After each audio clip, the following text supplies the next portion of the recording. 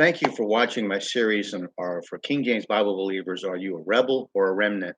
I've been laying the historical groundwork for the argument that I have, or part of the argument I have. It's certainly not complete, and it's ongoing and growing and developing and evolving. But I'm laying the historical groundwork. So this is finishing up here with uh, some basis foundation.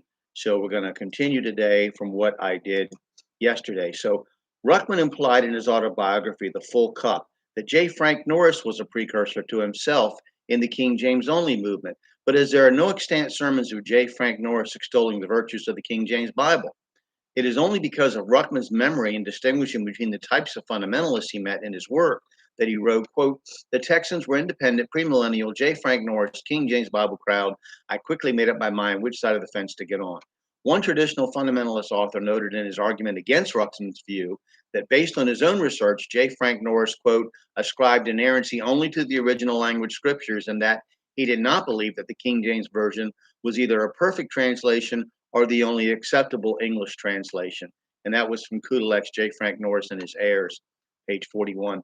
The King James Bible and its authority in the minds of Protestant believers can be set against the scholarly belief in the authority of the original manuscripts and languages based on its common usage. This is not the same thing as saying that the KJV is a superior or divinely inspired translation, not only based on its common usage, but on its presumed perfection and accuracy. Modern Bible versions are translated with the authority and credibility given to the Alexandrian textual line of manuscripts. Ruckman argued that the Syrian or Byzantine textual line from which the KJV was translated was superior. He claimed that not only was it the dominant textual line of the Middle Ages, but that it represented the Greek Vulgate of the first and second centuries, of which the only examples extant are the writings of the early church fathers. Ruckman also went into relatively great detail on the differences in the translation of individual words and phrases between the King James Bible and modern translations, asserting the accuracy of the former over the latter. Ruckman's arguments then were a far cry from and more complex than simple devotion to a Bible commonly used and revered by Protestants. By this unique character of the King James only movement in history is clear. There was no movement of this sort before Ruckman. Ruckman differed from fundamentalists who extolled the virtue of the Byzantine text as being inspired. Those fundamentalists held the King James Bible as its most accurate and authoritative English representative. Fundamentalist preachers who use only the King James may still believe that it is merely the best translation of an inspired Greek text, but not bearing any particular stamp of divine inspiration itself. Ruckman challenged that notion. Dr. Ruckman stated his belief that the King James Bible was God's inerrant, preserved, and inspired word in English in several ways in his 1964 publication entitled Bible Babel. He attacked the fundamentalist doctrine of the inspiration of the original manuscripts only. He called those fundamentalists who followed the Westcott Hort critical text a cult.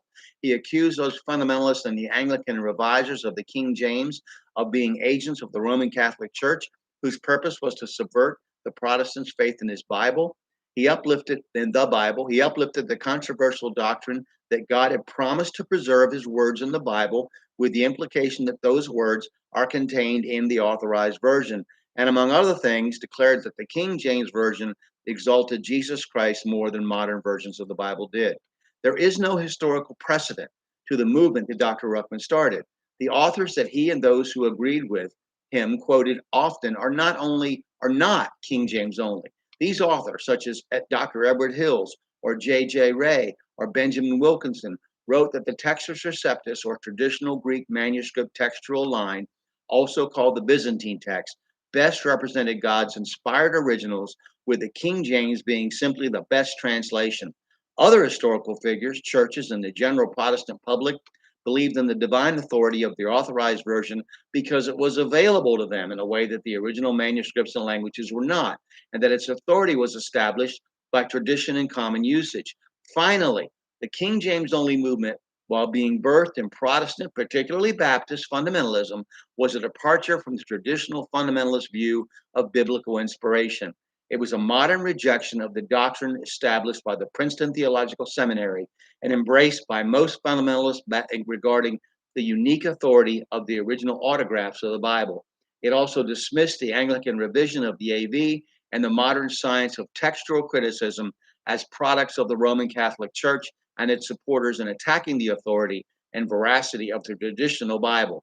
The King James only movement, as such, did not exist in writing before 1964 and the publication of Peter S. Ruckman's Bible Babel.